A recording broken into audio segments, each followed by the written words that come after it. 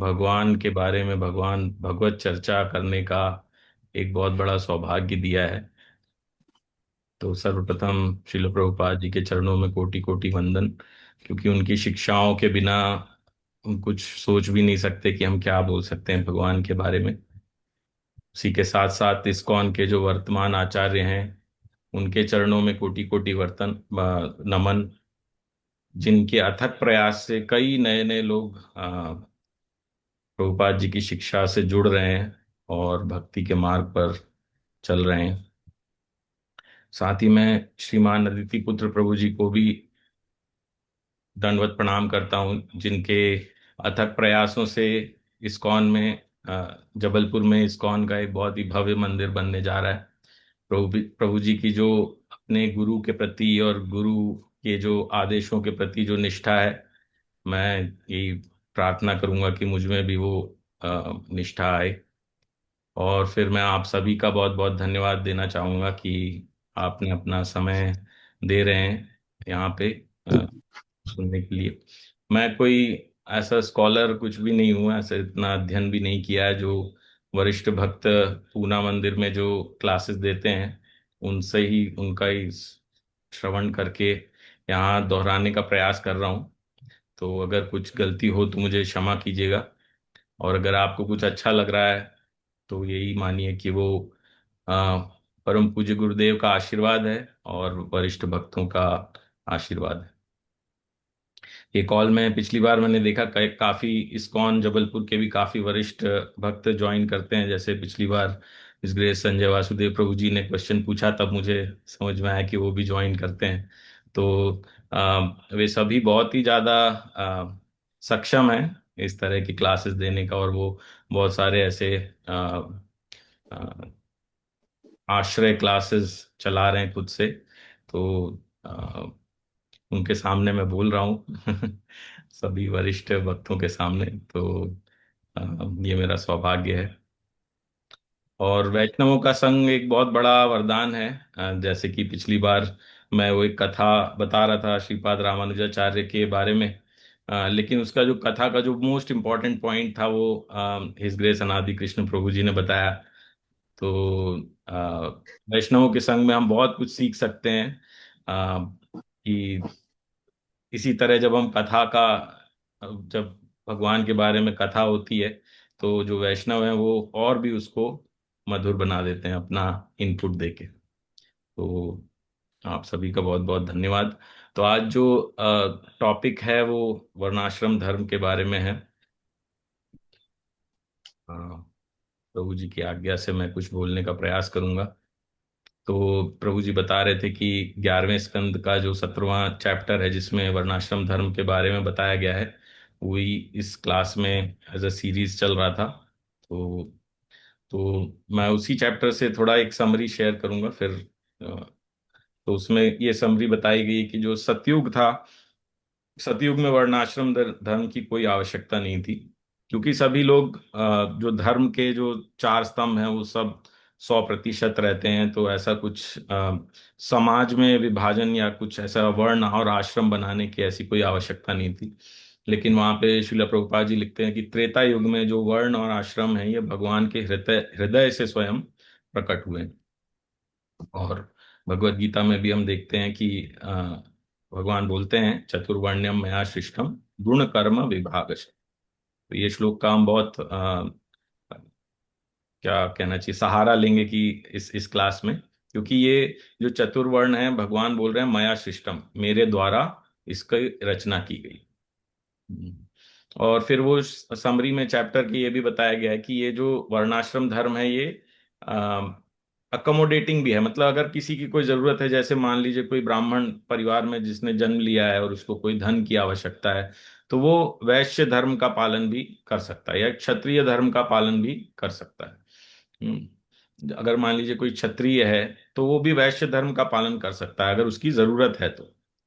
लेकिन जब वो जरूरत पूरी हो गई, जब उसकी वो आवश्यकता पूर्ण हो गई, तो फिर उसको वापस अपने वर्ण का पालन करना प्रारंभ कर देना चाहिए। जैसे कि हमारे यहाँ पूना में भक्ति वेदांत मॉडल स्कूल है, उसके जो डायरेक्टर हैं वो हिज ग्रेस तुलसी प्रभु जी, वो एक बार बता रहे थे कि जैसे कि कोई विद्यार्थी अगर स्कूल में या कॉलेज में एडमिशन लेता है, तो उससे एक्सपेक्ट ये किया जाता है कि एक समय के बाद वो स्कूल या कॉलेज से बाहर आ जाएगा, फिर उसके बाद जो नेक्स्ट स्टेप है, अगर उसको जैसे कोई नौकरी करना है या दूसरे कॉलेज में एडमिशन लेना है तो वो करेगा। तो ये एक्सपेक्टेशन रहता है। लेकिन कई बार क्या होता है कि जब व्यक्ति एक बार कमाने लगता है, तो उसके बाद उसको कोई वो आगे का नेक्स्ट स्टेप क्या है वो समझ में ही नहीं आता। वो पूरे जीवन भर कमाने में ही लगे रहते हैं। तो एक समय के बाद ये भी हमें सोचना चाहिए कि वो हम कब उसको छोड़ सकते हैं, कब हमारी जिम्मेदारियां हो गई हैं, हमारी जो कर्तव्य हैं वो पूरे हो गए हैं, और फिर कब हमें भक्ति में और ज्यादा हम समय दे सकें और अच्छे से उसको कर सकें, ऐसा भी हमको प्रयास करना चाहिए, सोचना चाहिए। तो अब हम आज के संदर्भ में अगर वर्णाश्रम धर्म को देखें, तो प्राय यही बोला जाता है कि अगर किसी ने ब्राह्मण कुल में जन्म लिया है तो वो ब्राह्मण है, अगर किसी ने क्षत्रिय कुल में जन्म लिया है तो वो क्षत्रिय है, और इस तरह से बात की जाती है। लेकिन श्रील प्रभुपाद बोलते हैं कि ऐसा पॉसिबल ही नहीं है, ये हो ही नहीं सकता, क्योंकि अगर मान लीजिए कोई सुप्रीम कोर्ट का जज है, अगर उसका बेटा है, आप सीधे उसको ये नहीं बोल देंगे कि वो भी सुप्रीम कोर्ट का जज बन जाएगा। क्यों? क्योंकि उसको एक योग्यता उसकी देखी जाएगी कि उसकी योग्यता है कि नहीं उतनी बड़ी पदवी को प्राप्त करने के लिए, वहां पे बैठ के जो जो कार्यरत रहते हैं, वो जो कुछ भी करते हैं, वो उसकी योग्यता है कि नहीं ये देखा जाता है। बिना उसके ऐसा नहीं किया जाता। अगर हम अपने शास्त्रों में भी देखें तो चैतन्य चरितामृत में एक कथा आती है सुबुद्धि राय जी की। तो वो उनके पास एक नौकर था, एक सेवक था, जो कि मुस्लिम धर्म का था, और वो उसे अपने बेटे की तरह रखते थे, और जो उसको जो भी जरूरतें रहती थी उसको पूरी करते थे। और फिर जब अगर वो कुछ गलत करता था, जो भी उनका काम था उसमें अगर कुछ गलत करता था तो उसको दंड भी देते थे। तो फिर समय के चलते एक समय ऐसा आया कि वो जो सेवक था वो खुद ही मालिक बन गया। और जब उसकी का विवाह हुआ तो उसकी पत्नी ने जब उसके शरीर पे कुछ निशान देखे, तो उसको अच्छा नहीं लगा कि ये कौन व्यक्ति है जिसने तुम्हें इतना दंड दिया कि तुम्हारे शरीर पे अभी भी वो निशान है। तो उन्होंने बताया कि ये जो सुबुद्धि राय जी हैं उनके यहाँ मैं काम करता था, और अगर मैं कुछ गलत करता था तो वो मुझे ऐसे दंड देते थे। तो उसकी पत्नी को बहुत बुरा लगा, और उन्होंने बोला कि इस क्योंकि अब तुम इतने बड़े व्यापारी बन गए हो, तो तुम्हें इस व्यक्ति को मार डालना चाहिए, उसकी मृत्यु कर देना चाहिए। तो वो सोचता रहा, थोड़ा उसका भी स्नेह था क्योंकि इतने बचपन से उन्होंने उनको रखा था, तो वो सोचता रहा कि मैं क्या कर सकता हूँ। तो उसने क्या किया, बोले ठीक है, मैं उसको उसकी हत्या तो नहीं करूंगा उनकी, लेकिन मैं ऐसा करूंगा कि अपने जूठे बर्तन से जो पानी निकला हुआ है वो उनके ऊपर छिड़क दूं। तो उससे क्या होगा कि जो वो उनका ब्राह्मण का पद है वो उससे गिर जाए। तो हमारे समाज में ऐसी प्रथा थी कि अगर ऐसा कुछ हो गया तो वो व्यक्ति को, अगर वो ब्राह्मण के पद पे था तो उसको हिंदू ही नहीं मानते थे, तो उसको सनातन धर्म का ही नहीं मानते, तो वहीं से बहिष्कार कर दिया जाता था। तो ऐसी जो प्रथाएं हैं आज के जमाने में तो इनके बारे में सोच भी नहीं सकते आज के संदर्भ में। लेकिन ऐसी प्रथाएं भी थीं। और फिर सुबुद्धि राय जी जो थे वो कई संत महात्माओं के पास गए कि अगर इतना सा ऐसा कुछ हो गया है, अगर किसी व्यक्ति ने मेरे साथ ऐसा कर दिया है, तो क्या मुझे सनातन धर्म से बहिष्कार करना यही मेरा उसका फल है, और कुछ और इसका मैं प्रायश्चित नहीं कर सकता हूँ?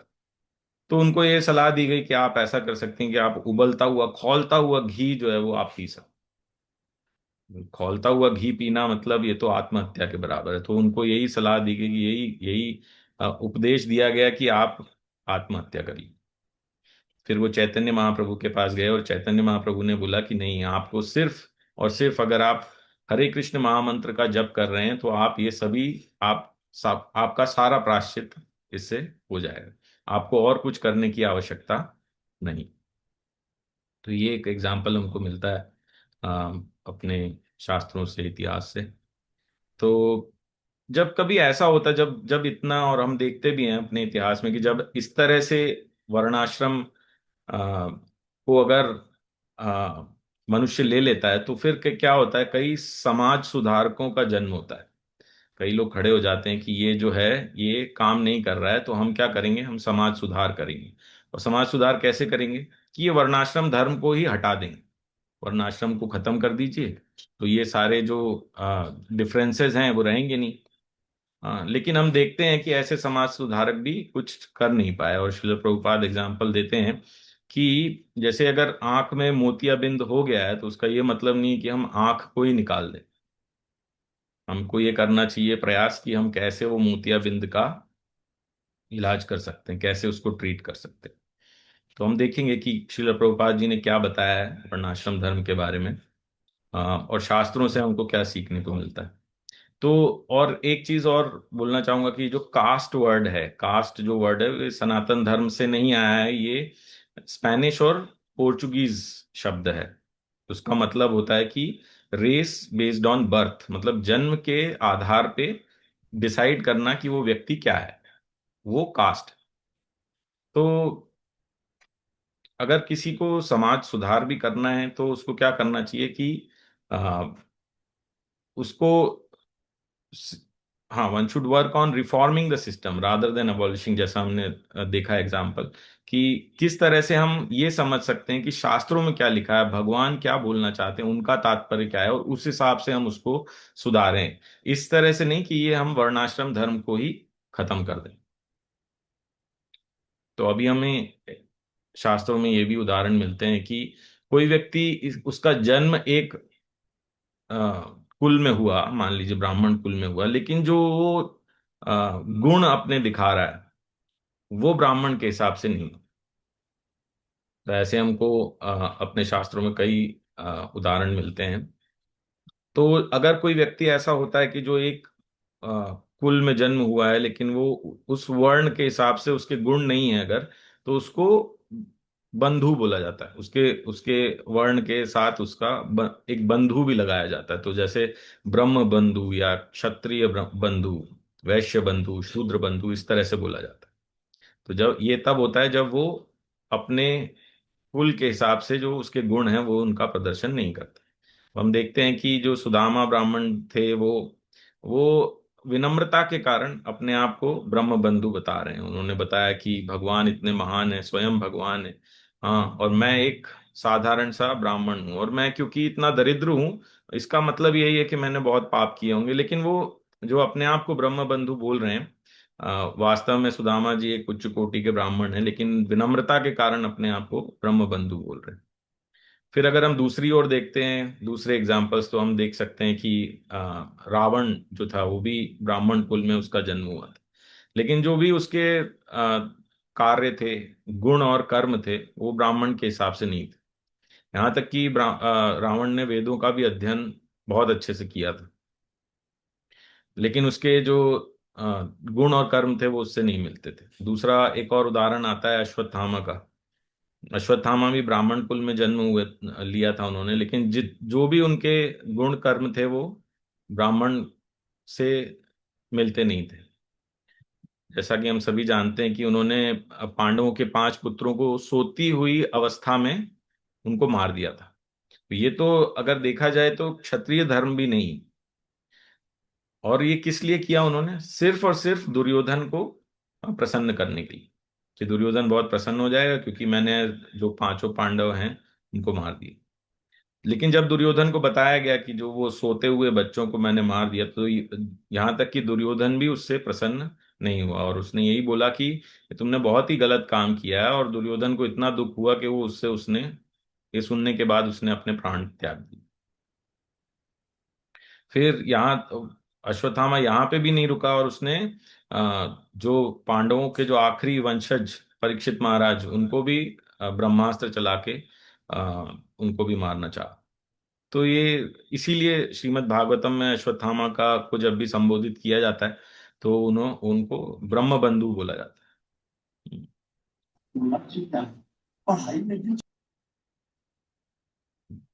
तो श्रीला प्रभुपाद जी भी एक कथा हमको बताते हैं कि एक मोची रहता है और एक ब्राह्मण रहता है, जो ब्राह्मण व्यक्ति है वो दिन रात भगवान की सेवा में मंदिर में लगे हुए होते हैं। और एक बार नारद मुनि आते हैं मिलने, तो ब्राह्मण जो रहते हैं वो पूछते हैं कि नारद मुनि बताइए कि मैं कितने जन्मों के बाद भगवान के पास पहुंचूंगा। आप तो घूमते रहते हैं, आप तो वैकुंठ लोक सब जगह जाते हैं। पहले उसने पूछा आप जाते हैं क्या वैकुंठ लोक, तो उन्होंने बोला हाँ मैं जाता हूँ, नारद मुनि जाते हैं। तो बोले अगर आप जाते हैं और भगवान से मिलेंगे तो बताइए कि मैं कितने जन्म लगेंगे अभी मेरे को भगवान के धाम पहुंचने के लिए। तो नारद मुनि ने बोला हाँ ठीक है। वहीं नारद मुनि एक मोची से भी मिलते हैं और वो भी यही सवाल पूछता है कि आप तो आ, तीनों लोकों में भ्रमण करते हैं, तो जब आप भगवान के दर्शन करेंगे तो ये पूछिए कि मैं कितने जन्मों के बाद भगवान के धाम आ जाऊंगा। तो जब नारद मुनि पहुंचे, भगवान के दर्शन हुए, तो भगवान ने बोला कि जो मोची है वो तो इसी जन्म में जैसे ही वो उसका देह त्याग करेगा वो आ जाएगा मेरे पास। और जो ब्राह्मण है उसको अभी बहुत जन्म लगेंगे मेरे पास आने के लिए। तो नारद मुनि भी सोचने लगे कि ऐसा कैसे हो सकता है कि वो ब्राह्मण तो इतने उससे सेवा कर रहे हैं और जो मोची है वो उनका कार्य जो है वो बहुत ही अलग है, निम्न है अगर देखा जाए ब्राह्मण से। तो ऐसा कैसे हो सकता है। तो भगवान ने उसका जवाब नहीं दिया, लेकिन उन्होंने बोला कि अगर वो पूछे मैं क्या कर रहा था तो आप बोल सकते हैं कि मैं एक हाथी को एक सुई के छेद से निकाल रहा था। तो नारद मुनि ने बोला अच्छा ठीक है। तो उन्होंने, वो जब गए ब्राह्मण के पास और उन्होंने पूछा आइए नारद मुनि, आपने पूछा होगा भगवान से कि मुझे कितने जन्म लगेंगे उनके धाम वापस आने के लिए। तो नारद मुनि ने बोला कि आ, भगवान ने तो यही जवाब दिया है कि आपको अभी बहुत बहुत जन्म लगेंगे। बोले अरे क्या, क्या बोल रहे हैं आप। अच्छा ये बताइए भगवान क्या कर रहे थे उस समय। तो उन्होंने बोला कि भगवान एक सुई के छेद से एक हाथी को निकाल रहे थे, पिरो रहे थे। तो वो ब्राह्मण तुरंत बोलने लगे अरे आप ये सब ढोंग करते हो, आप कहीं नहीं जाते हो, आपने कभी भगवान के दर्शन नहीं किया, आपको नहीं पता, आप कुछ भी बोलते हो। नारद मुनि को ने सुना वो, तो उनको फिर समझ में आया कि ऐसा क्यों बोल रहे। फिर वो मोची के पास गए। तो मोची के पास गए तो मोची को बोले कि भगवान ने बोला है कि आप इसी जन्म में जब देह त्याग करेंगे तो आप भगवान के धाम जा सकते हैं। तो उन्होंने बोला अरे भगवान लेकिन कर क्या रहे थे उस समय जब आपने दर्शन किए। बोले एक सुई के छेद से हाथी को निकाल रहे थे। बोले देखिए मेरे भगवान कितने, क्या क्या नहीं कर सकते भगवान। तो नारद मुनि ने बोला क्यों, आप ऐसा क्यों बोल रहे हैं, ऐसा कैसे हो सकता है। तो बोले जब वो ये बरगद के पेड़ के नीचे मैं बैठता हूँ और जब एक बीज के अंदर वो इतना बड़ा बरगद का पेड़ रख सकते हैं तो एक सुई के छेद से एक हाथी को क्यों नहीं निकाल सकते। तो नारद मुनि को समझ में आ गया कि भगवान ने ऐसा क्यों उत्तर दिया। तो ये कथा श्रील प्रभुपाद जी बताते हैं। और इससे हमें यही समझ में आता है कि व्यक्ति का क्या स्वभाव है, क्या किस चेतना में वो है, क्या वो भगवान के बारे में सोचता है, उसके हिसाब से ये डिसाइड होता है कि उसकी गति कैसी होगी। ठीक है। तो अब हम ये समझने का प्रयास करते हैं कि शास्त्रों में क्या वर्णन किया गया है। शास्त्रों में जो हमने जो श्लोक देखा भगवत गीता का, चतुर्वर्णम मया सृष्टम गुण कर्म विभागश। तो भगवान बोलते हैं कि क्वालिटीज एंड एक्टिविटीज, गुण और कर्म, इसी के सिद्धांत पे ये डिसाइड होता है कि वो व्यक्ति किस वर्ण और आश्रम का है। हम्म। तो एक बार श्रील प्रभुपाद जी कथा बताते हैं कि अम, एक एक एक बालक था जो कि गुरुकुल में पढ़ना चाहता था। तो उनके जो गुरु थे उन्होंने पूछा कि पहले आप जाके पूछ के आइए कि आपके पिताजी कौन है। तो वो गया अपनी माता के पास और पूछा कि आ, माता जी मैं गुरुकुल में पढ़ना चाहता हूँ, तो वहाँ पे गुरुजी पूछ रहे हैं कि मेरे पिताजी कौन है। तो उनकी माता ने बताया कि ये मैं इसका आंसर नहीं दे सकती, क्योंकि उनकी माता उस समय एक वैश्या थी और उनके कई संबंध थे बहुत सारे पुरुषों से। तो उन्होंने बोला मुझे, मैं इसका जवाब नहीं दे सकती। तो वो बालक ने वही आके अपने गुरुजी को बता दिया कि मुझे पता नहीं है कि मेरे पिताजी कौन है, क्योंकि मेरी माँ ने ये जवाब दिया। तो उनके गुरुजी ने बोला कि फिर इसका मतलब है कि आप ब्राह्मण हैं, क्योंकि आप इतना बड़ा सच बिना किसी छुपाए हुए उसको बोल रहे हैं। तो ये जो है उनके गुणों को देख के ये डिसाइड हो गया कि उनका वर्ण क्या है। तो अगर देखा जाए तो गुण क्या है, तो भगवत गीता में 18वें चैप्टर में अगर 42वां श्लोक पढ़ेंगे तो उसमें ब्राह्मणों के गुणों का वर्णन किया गया है। शमोदमस्तपः शौचम क्षांतिर आर्जव मेव च ज्ञानम विज्ञानमास्तिक्यम ब्रह्म कर्म स्वभावजम। तो शांति, अपने आप के ऊपर नियंत्रण, ऑस्टेरिटी, शुद्धता, सहनशीलता, ये सब गुण, ये कई गुण ऐसे बताए गए हैं कि जो जिससे हम समझ सकते हैं कि कौन व्यक्ति ब्राह्मण। वैसे ही क्षत्रियों के गुण भी बताए गए हैं, शौर्य, तेजो, धृति, दाक्षम। उसी का ही अगला श्लोक 43वां श्लोक जिसमें बताया गया है कि अ, शौर्य, तेज, अगर किसी ने कुछ ललकारा है तो उसके प्रति उसको उसके वो करेज कि मैं जाके वो युद्ध करूं उससे, दान देने की प्रवृत्ति, लीडरशिप, कि किसी को गाइड करना, किसी को रास्ता दिखाना, ये सब क्षत्रियों का गुण बताया गया।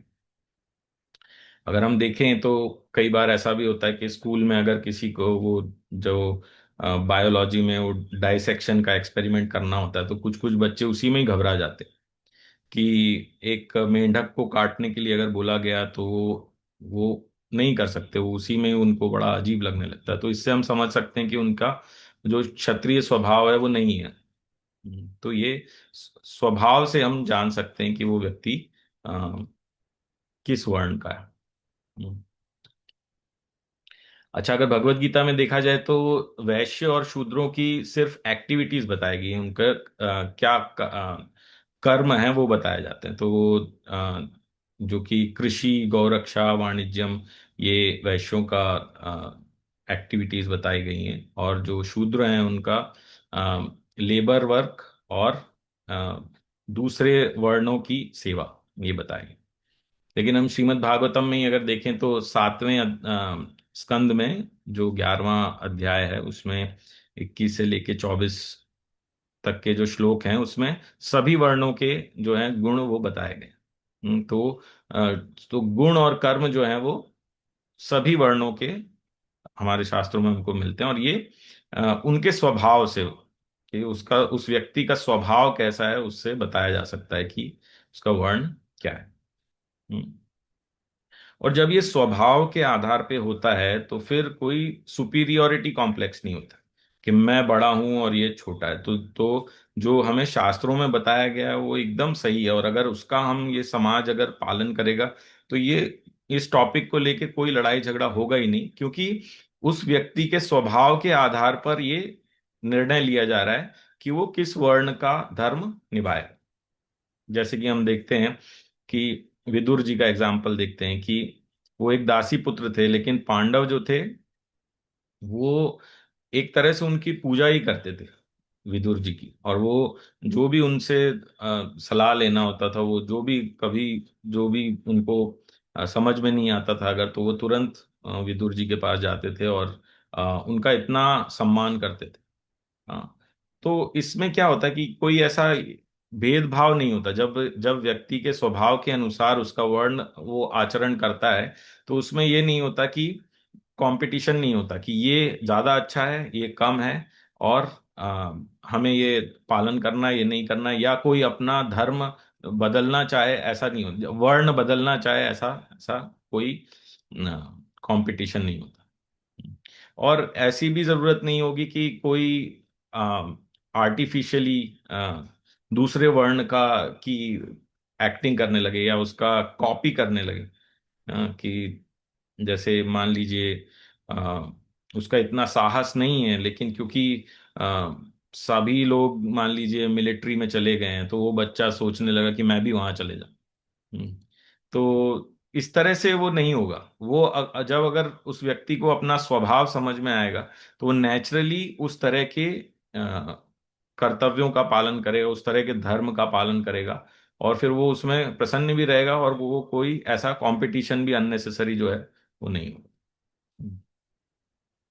तो बाय फॉलोइंग द हाँ, तो फिर जो अपने अपने जो गुण हैं उसका पालन करने से सभी जो है वो परफेक्ट हो सकते हैं। तो भगवान ने ये भी बताया है कि ऐसा नहीं है कि मान लीजिए कोई आ, शूद्र धर्म का पालन कर रहा है तो वो अपना जीवन परफेक्ट नहीं कर सकता, ऐसा नहीं।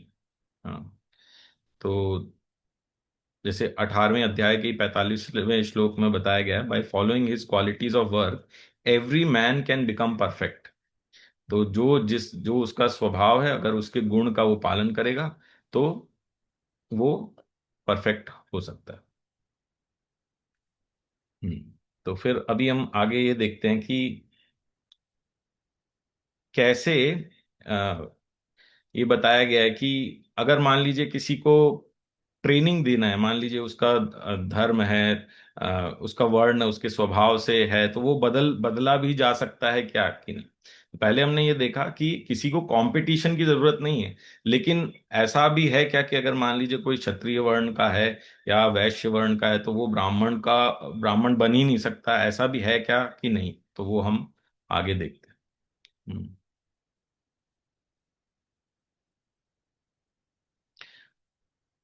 तो हाँ, तो नौवे नौवे चैप्टर का जो 32वां श्लोक है भगवत गीता का, वो भी मैं कोट करना चाहूंगा, जिसमें कि भगवान बोल रहे हैं, माँ माँ ही पार्थ विपाश्रित्य ये अपि स्यु पाप योनयः स्त्रियो वैश्य तथा शूद्रा यान्ति ते पराम गतिम। आ, ओ पार्थ, जो मेरे शरण में आते हैं वो अगर निचले जन्म में भी हो, तो भगवान ये नहीं बोल रहे हैं कि ये निचले जन्म में है, पर भगवान ये बोल रहे हैं कि अगर मान लीजिए वो जो समाज है वो ये ऐसा सोचता है कि वो निचले जन्म में है, तो वो भी जो सुप्रीम डेस्टिनेशन है भगवान के भगवत धाम में जा सकते हैं। तो यही परफेक्शन है, जो परफेक्शन का मतलब। हम्म। तो अभी हम ये देखेंगे कि इसका पर्पस क्या है, उद्देश्य क्या है, वर्णाश्रम धर्म बताने का उद्देश्य क्या है। तो उद्देश्य यही है कि भगवान चाहते हैं कि सब पूरा समाज एक होकर अपने अपने धर्म का पालन करके आ, इस तरह से अपने धर्म का पालन करे कि भगवान प्रसन्न हो जाए। समसिद्धिम हरितोषणम। जो भागवतम का एक बहुत ही इंपॉर्टेंट श्लोक है कि जो भी हम धर्म का पालन कर रहे हैं वो हमें इस तरह से करना चाहिए कि भगवान उससे प्रसन्न हो जाए। तो जो वर्णाश्रम का जो पर्पस है, जो जो ये बनाया गया है, वो इसलिए बनाया गया है कि सब एक रहें और ऐसा ना हो कि सब अलग अलग होके अपने आप को दूसरों से ऊंचा बताने लगे। तो उसमें एग्जाम्पल दिया जाता है कि जैसे मान लीजिए कि हमारी उंगलियां हैं, तो हर उंगली का अलग अलग उपयोग है। हाँ, और हमारा हाथ तभी बहुत अच्छे से काम कर सकता है जब हमारी पांचों उंगलियां साथ में काम करें। हम्म। तो इसी तरह से वर्णाश्रम की जो है, जो सृष्टि है, रचना है, वो भगवान ने की है। तो अगर शरीर को भी देखा जाए तो ऐसा बोला जा सकता है कि जो बुद्धि है वो ब्राह्मण की तरह है, जो हमारे हाथ हैं वो क्षत्रिय की तरह हैं, जो पेट है वो वैश्य की तरह है, और जो पैर हैं वो शूद्र की तरह। तो अगर हर हमारे शरीर का हर हिस्सा अपने आप को अलग करके बोलने लगे कि मैं श्रेष्ठ हूँ, मान लीजिए जो बुद्धि है वो बोलने लगे कि मैं श्रेष्ठ हूँ, क्यों, क्योंकि मैं ही सब सोचती हूँ, सभी बताती हूँ कि क्या करना है क्या नहीं करना है, तो ये ऐसा नहीं हो पाएगा। ये पूरा शरीर जो है वो एक बनाया गया है और हर एक अंग का अलग अलग रोल है, और वो तभी काम करेगा जब सब साथ में मिलके एक साथ काम करेंगे, तभी वो काम करेगा। अगर हम अब जिस जिस तरह से आजकल कॉरपोरेट वर्ल्ड को बहुत ग्लोरीफाई किया जाता है, आजकल क्या हमेशा ही किया जाता है कि वही अच्छा है और हमें वहीं जाना चाहिए, तो अगर हम वहां पे भी देखें तो वहां पे भी ये डिवीजन नेचुरली होते हैं। जैसे हर कंपनी में एक रिसर्च डिवीजन होता है, कि रिसर्च डिवीजन वो क्या करता है कि वो ये देखता है कि अगर आज हमारा बिजनेस ऐसे चल रहा है तो आगे भविष्य में कैसे चलेगा। तो अगर मान लीजिए एआई आ रहा है तो हमको क्या चेंजेस करना चाहिए, अपने बिजनेस में क्या परिवर्तन लाना चाहिए। तो कुछ लोग, एक डिपार्टमेंट होता है जो इसी इसी के बारे में सोचता रहता है हमेशा, कि अभी नया नया क्या टेक्नोलॉजी आ रही है, क्या बदलाव आ रहा है, और उसके हिसाब से मेरे बिजनेस को क्या किस तरह से चेंज होना चाहिए। तो वो एक तरह से कहा जाता है, जा सकता है कि वो ब्राह्मण डिवीजन। फिर वैसे ही हर कंपनी में एक एडमिनिस्ट्रेशन डिवीजन होता है। तो एडमिनिस्ट्रेशन वाले यही देखते हैं कि सिक्योरिटी बराबर है कि नहीं। हमने सारे, अगर मान लीजिए आग लग गई बिल्डिंग में, तो हमें क्या करना होगा। जो जितने भी लोग कर्मचारी आ रहे हैं उनके गाड़ी में कुछ को कुछ लेके तो नहीं आ रहे, वो स्कैन कैसे होगा। जो व्यक्ति आ रहा है उसके पास आईडी कार्ड है कि नहीं। तो ये सभी चीजें जो देखते हैं वो एडमिनिस्ट्रेशन डिपार्टमेंट देता है। तो वो उनको एक क्षत्रिय की तरह हम देख सकते हैं। फिर हर कंपनी में एक फाइनेंस अकाउंट्स डिपार्टमेंट भी होता है कि जो यही ध्यान रखता है कि कितनी लक्ष्मी आई, कहाँ गई, कहाँ हमको इन्वेस्ट करना चाहिए, कहाँ नहीं करना चाहिए, कहाँ नया ऑफिस खोलना चाहिए। वो इस तरह से वो सोचते रहते हैं। तो वो हम उनको वैश्य के जैसे देख सकते हैं। और बाकी लेबर क्लास जो होते हैं, जो आके काम करते हैं, जो भी उनको बोला जाता है उसका वो पालन करते हैं, तो वो शूद्रों की तरह उनको देखा जा सकता है। तो नेचुरली कहीं पे भी अगर हम देखें तो वर्णाश्रम धर्म होता ही है, और व्यक्ति अपने अपने स्वभाव के हिसाब से वो चुन लेता है। हाँ। पर कभी भी ये नहीं होना चाहिए कि एक वर्ण का व्यक्ति अपने आप को दूसरे वर्ण से ऊपर बताने लगे। जैसे हमारे यहाँ मंदिर में भी बहुत सारी सेवाएं होती हैं। तो बहुत सारी अलग अलग सेवाएं हैं मंदिर में। जैसे किताबों का वितरण करना है, कीर्तन करना है, प्रसाद बनाना है, गार्लैंड बनाना है। अगर कोई बुक डिस्ट्रीब्यूशन करने वाला ये सोचने लगे कि मैं कीर्तन करने वाले से अच्छा हूँ, या कीर्तन करने वाला ये सोचने लगे कि मैं प्रसाद बनाने वाले से अच्छा हूँ, या प्रसाद बनाने वाले भक्त सोचने लगे कि मैं जो माला बना रहे हैं उनसे अच्छा हूँ, तो ये ऐसे कोई भी सेवा नहीं हो पाएगी। हमको उसको इसी तरह से देखना है कि हम सभी जो हैं वो इसलिए जुड़ रहे हैं कि भगवान हमारी सेवा से प्रसन्न हो। और हर तरह की सेवा जो हम इस मंदिर को चलाने के लिए हमें चाहिए, वो हर तरह की सेवा हम किस तरह से अच्छे से कर सकें, तो वो हमें प्रयास करना चाहिए। जब ये चेतना से सभी काम करेंगे तो वो सक्सेसफुल होगा, तब तब हम सफलता प्राप्त करेंगे। तो जो पॉइंट मैं बार बार बोलना चाह रहा हूँ कि किसी भी वर्ण को ये नहीं सोचना चाहिए कि हम दूसरों से बेटर है। और जो भी समस्याएं हमारे समाज में आज जो हैं, वो इसी कारण है क्योंकि एक वर्ण ने ये सोच लिया कि वो दूसरों से बेटर। तो यही पर्पस है, वर्णाश्रम धर्म का यही उद्देश्य है कि सब पूरे समाज को साथ लेकर उनके धर्म के हिसाब से उनको बता के कि क्या उनके कर्तव्य हैं वो, और सभी साथ में चलें और इस उद्देश्य से चलें कि उनकी जो भी सेवाएं हैं समाज के लिए, उससे भगवान प्रसन्न हो सके। और जब जैसे कि वो बताया जाता है ना कि एक लकड़ी को अगर तोड़ेंगे तो हम आसानी से तोड़ सकते हैं, लेकिन जब साथ में होते हैं तो उसको तोड़ा नहीं जा सकता। तो यही उद्देश्य है भगवान के वर्णाश्रम की रचना करने का, अ, और वो समाज में वो लाने का। अब हम अगर वैष्णव दृष्टिकोण से देखें तो जो वर्ण है वो अभी भी जो है वो तीन गुणों के प्रभाव में ही है। जो भगवान एक श्लोक बोलते हैं अर्जुन को कि त्रैगुण्या विषया वेदा निस्त्रैगुण्य भव अर्जुना। हम्म, तो हमारा जो उद्देश्य है भक्ति का वो ये है कि हमें जो तीन गुणों के प्रभाव से उसका उसके ऊपर उठ जाना है। हम्म, तो अब जैसे बोला जाता है कि जो ब्राह्मण हैं उनको सतोगुण में रहना चाहिए, जो क्षत्रिय हैं उनको रजोगुण में रह, ऐसे ऐसे भी बताया जाता है। क्षत्रिय जो हैं वो जनरली रजोगुण में रहते हैं।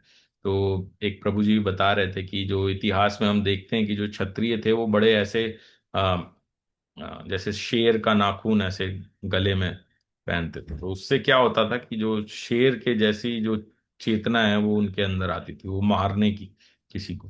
क्योंकि किसी व्यक्ति को मार देना इतना साधारण काम नहीं है। वो क्षत्रिय के अंदर वो उतना होना चाहिए रजोगुण की वो ऐसा काम कर सके। तो इस तरह से बताया जाता है कि ब्राह्मण सतोगुण में, क्षत्रिय रजोगुण में। तो ये देखा जाए तो वो तीन गुणों के अंदर ही हैं ये वर्णाश्रम।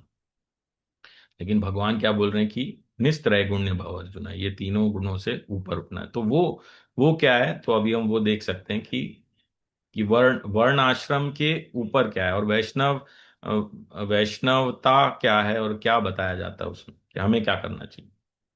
तो जैसे कि ट्रैफिक सिग्नल होता है कि उसमें बताया जाता है कि ये सिग्नल है, तो एक एक तरफ के ट्रैफिक ही आएगा एक बार में। तो उससे क्या होता है, ऑर्डर होता है। तो वर्णाश्रम धर्म भी क्या करना चाह रहा है, एक ऑर्डर स्टैब्लिश करना चाह रहा है कि समाज में एक ऑर्डर रहे। किस तरह का ऑर्डर रहे, उस व्यक्ति के स्वभाव के अनुसार वो ऑर्डर रहे। लेकिन हम देखते हैं चैतन्य महाप्रभु क्या बोलते हैं कि किबा विप्र किबा न्यासी शूद्र के नाय, जेई कृष्ण तत्ववेत्ता सेई गुरु होय। तो अगर वो विप्र हो, या वो सन्यासी हो, या वो शूद्र हो, अगर वो भगवान का तत्व जानता है, हाँ, यही कृष्ण तत्व वेत्ता से ही गुरु हो, तो वो गुरु बन सकता है, वो स्पिरिचुअल मास्टर बन सकता है। तो कृष्ण तत्व का ज्ञाता जो है, वो भले ही उसका कोई भी वर्ण हो, वो गुरु बन सकता है। हम्म। तो श्रीमद् भागवतम में भी श्लोक आता है कि भले ही वो व्यक्ति चंडाल क्यों ना हो, चंडाल मतलब जो कुत्ते का मांस आ, खाता हो, वो व्यक्ति अगर वो भगवान का नाम लेने लगे, तो भी वो हमारे लिए पूजनीय है। हमें कई ऐसी कथाएं भी हैं शास्त्रों में, कि मृगारी की कथा आती है, वाल्मीकि जी की कथा आती है कि वो एक शिकारी थे, और मृगारी तो ऐसे थे कि वो जानवर को जो मारते थे तो उसको आधा मरा हुआ छोड़ देते थे, वो तड़पता रहता था। लेकिन जब वो नारद मुनि से मिले और नारद मुनि ने उन्हें बताया कि उनको क्या करना है, और जब वो भगवान नाम लेने लगे, तो वो इतना परिवर्तन आ गया उनके जीवन में कि अगर वो चींटियां भी जो चल रही थी उनको भी बचा के वो चल रहे थे, कि वो चींटियां कहीं उनके पैर रखने से मर ना जाए।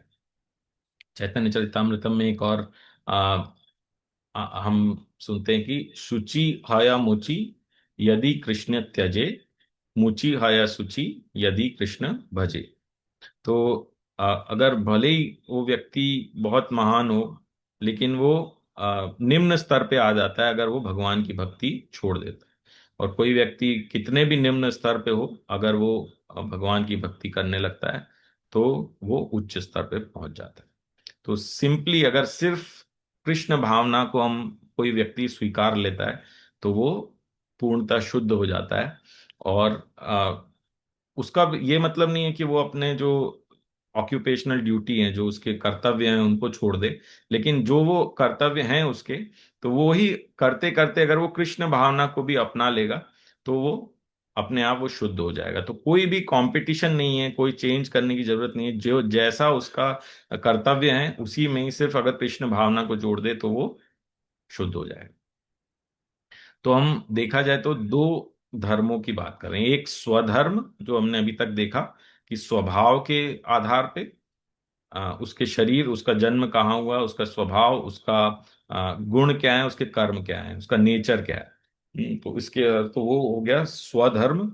और एक हो गया स्वरूप धर्म। हाँ। तो स्वरूप धर्म का फिर ये अर्थ है कि आत्मा का क्या धर्म है। हाँ, तो हम क्योंकि शरीर नहीं है, हम आत्मा है, तो फिर हमको क्या करना चाहिए। जीवेर स्वरूप होए कृष्णेर नित्य दास।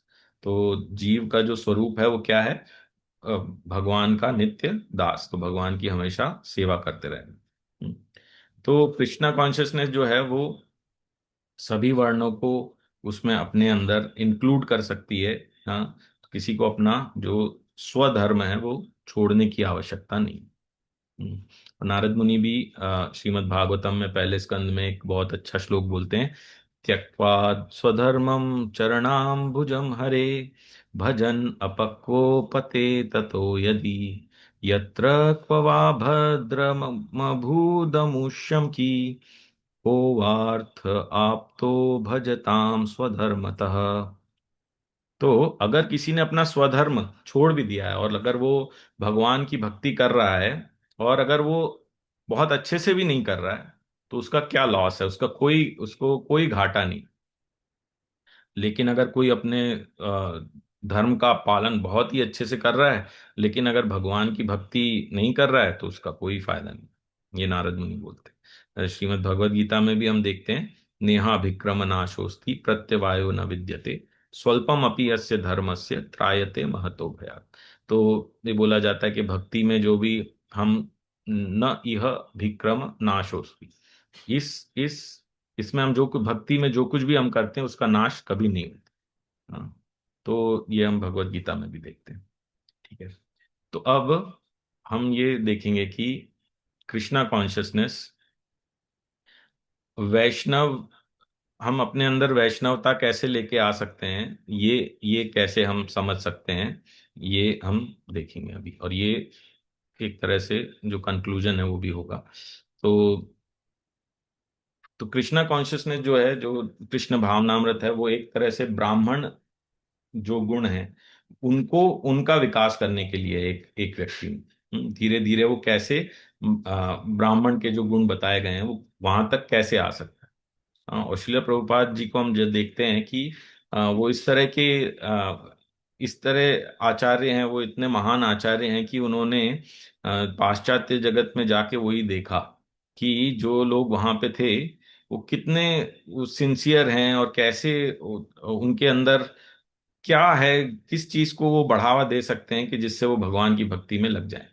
हाँ, और ऐसे उन्होंने एक एक व्यक्ति को देख देख के और उनको उनके आ, उनको भक्ति में लगाया, और वो इस स्तर पे आ गए कि उनका पहली दीक्षा, दूसरी दीक्षा, और यहाँ तक कि उनको संन्यास दीक्षा भी श्रील प्रभुपाद जी ने दी।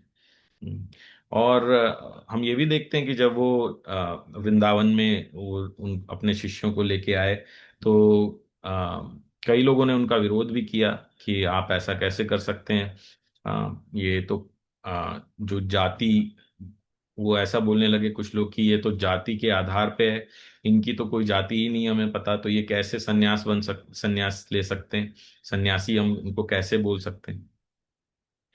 तो हम अगर एक एग्जाम्पल देखें चैतन्य चरितामृतम में, तो श्रीपाद माधवेंद्र पुरी जी ने एक सनोदिया ब्राह्मण को दीक्षा दी थी। और जब चैतन्य महाप्रभु वृंदावन जाते हैं और वो मथुरा पहुंचते हैं, तो ये सनोदिया ब्राह्मण से मिलते हैं।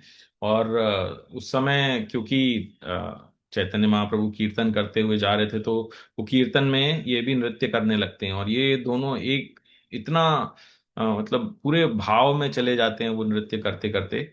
और जब वो रुकते हैं, तो फिर एक दूसरे से पूछते हैं कि आप कौन हैं, आप अपना परिचय बताइए।